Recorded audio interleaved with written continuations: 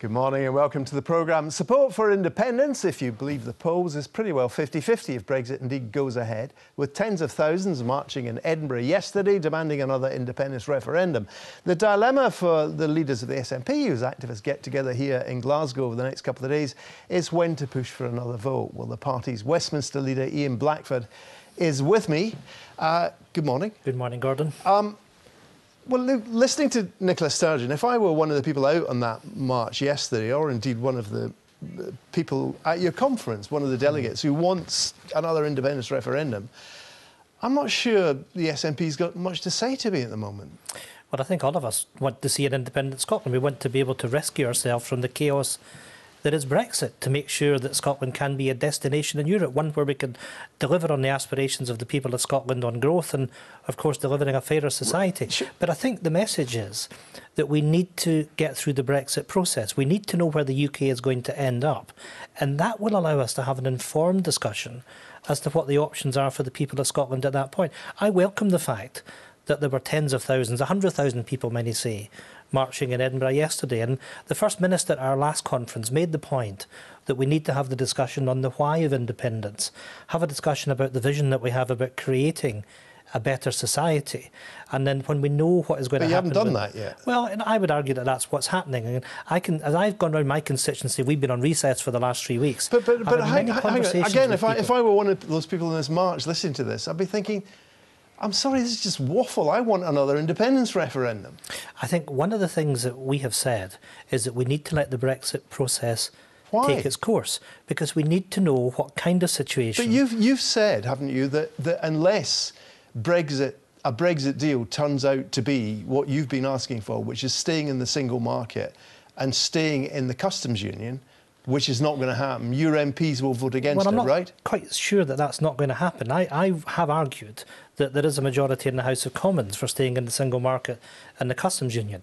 The first responsibility that we have got is to limit the damage to Scotland from Brexit. But again, just to be clear, you're not saying the SNP MPs will vote against a Brexit deal?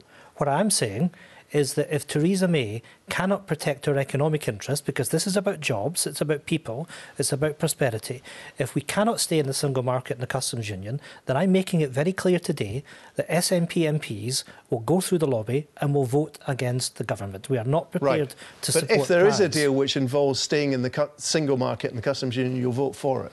Well, what we have said is these are our red lines. The Scottish Government has issued 2 papers on Scotland's place in Europe. We want to limit the damage from Brexit. We want to see the UK stay in the single market. But given you can explain to me very clearly there what your red lines are, why can't you say, if we don't get those red lines, we'll have another independence referendum? That's what the marchers want to know. Because what the First Minister has said, and I absolutely fully agree with her, is that once we know what is going to happen with Brexit, we will have an informed discussion on where we are at that point. I'm gratified to see the rise in support for independence. But you've just told us where we are. You've just told us that unless we stay in the single market and the customs union, you'll vote against it. There has to be a process. Let events take their course, and then we can have that discussion about where we stand and what the opportunities are. I'm ambitious for Scotland. I'm ambitious for an independent Scotland. Will there be another independence referendum before 2021? Well, look, I am not going to put a timescale on that today. We will come back to that once we know the Brexit process, and you'll be the first to hear as to what we're going to do at that point. When it is right to call a referendum, then, of course, we will do so. Now, you are now, apparently, if we're to take what Nicola Sturgeon was just saying at face value, you're now in favour of another Brexit referendum?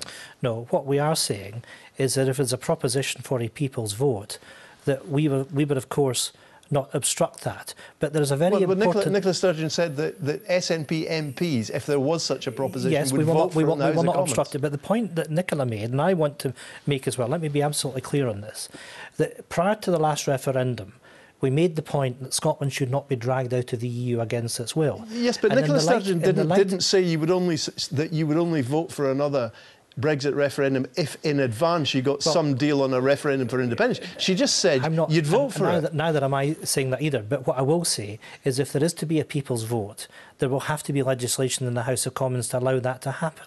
And what we'll be seeking to do at that point is to make sure that we protect Scotland's interests. We don't want to be in the situation, as the First Minister has said, that if the UK as an entity votes to come out again and Scotland votes very strongly to remain, as I suspect, then we have out of that to make sure that we can protect Scotland's position. Right, And but you're not a point making that a we'll condition. Well, that's a point we'll be making clear, and I'll be seeking to get the support of others that are arguing for a people's vote and if to make sure that is enshrined. If I am one of the people in Labour or even the Conservatives who wants another vote on Brexit, I'll be thinking, oh, that's great. I thought they were going to make a big fuss about having all sorts of conditions and we'd have to agree to another independence referendum, but they've given up on that. I think it's self-evident that if the UK continues to march off the edge of the cliff, come out of Europe, not to have that protection of the single market and the customs union, we have an obligation to protect the interests of the people of Scotland.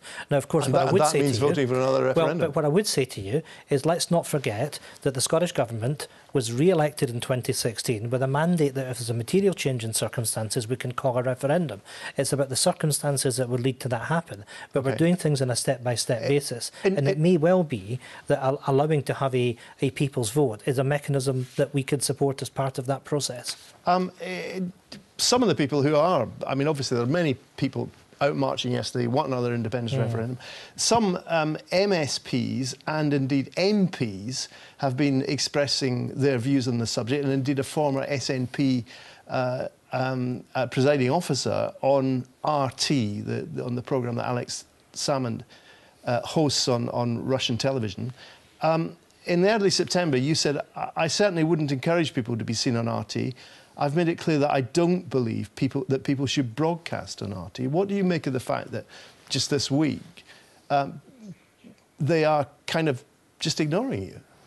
Well, look, it's up to each individual to make their own decisions as to whether or not. But is there a case for a bit of party discipline here? Well, look, no, I mean, we're talking about people that are adults and they can make their own minds up.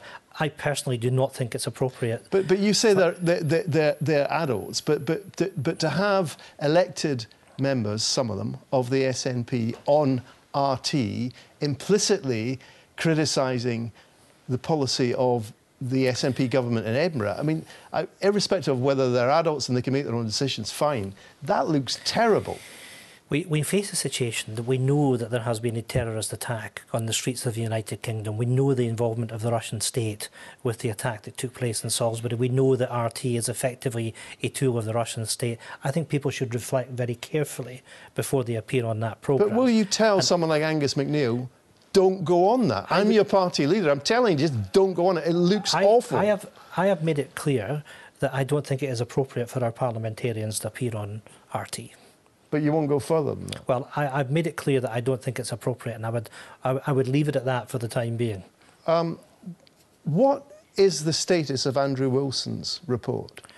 Well, I think Andrew's produced a report which has resulted in informed debate that has happened in the SNP. Is it ever going to be SNP policy? Well, we've had 3 debates at National Assembly. Keith Brown, our deputy leader, has responsibility of taking that process forward. When you look at the hundreds of people that have turned up at these meetings... Fine, but is it ever going to be SNP policy? Well, what will happen is that there will be resolutions that will come forward in due course to SNP national conferences. It's about having that debate about how we can deliver a fairer, more prosperous Scotland. Now, for example, one of the things that has come out of the Growth Commission is a suggestion that we have a standing commission on infrastructure investment. That is something that the SNP's taken up today. I'm sure that's fine, but if I were to ask you a very basic question, as leader of the SNP parliamentary group at Westminster, can you tell me what currency an independent Scotland would have? Would you be able to answer the question?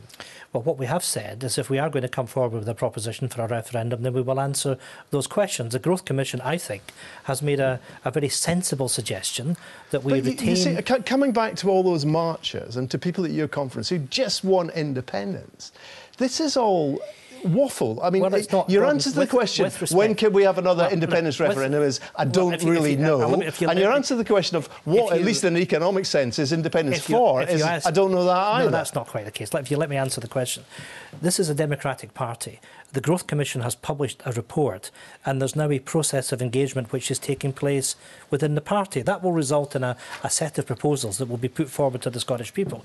I actually think what the Growth Commission has come up with on currency is very sensible, that we retain the pound sterling. But it's not SNP policy. Well, not at the moment, because there's a debate and there's a process which is taking place. But I come back to the point. I mean, you've got tens of thousands of people out in the street saying, we want independence. And you're sitting here saying, I don't really. Well, we've got great ideas on what an independent Scotland would look like, but I can't actually say what its currency would be. Well, no, look, and I can't actually tell you when we'll have an independence referendum. I think on this one you're actually being a bit unfair, because it's a Democratic Party. The Growth Commission has come forward with a set of proposals, 50 proposals that they've come forward with. Currency is one of those. The party is now debating that. We will have a very clear proposition that we will put to the people of Scotland when a referendum is called. Okay, and we will answer specifically. Very lastly, one sentence. What would you say if there are people in the Yes movement who think, look, the SNP just aren't delivering for us, let's set up something else? I think the SNP have been delivering for the people of Scotland, and you can look at the achievements of the Scottish Government over the course of the last few years. Look, there are polls out today that show the SNP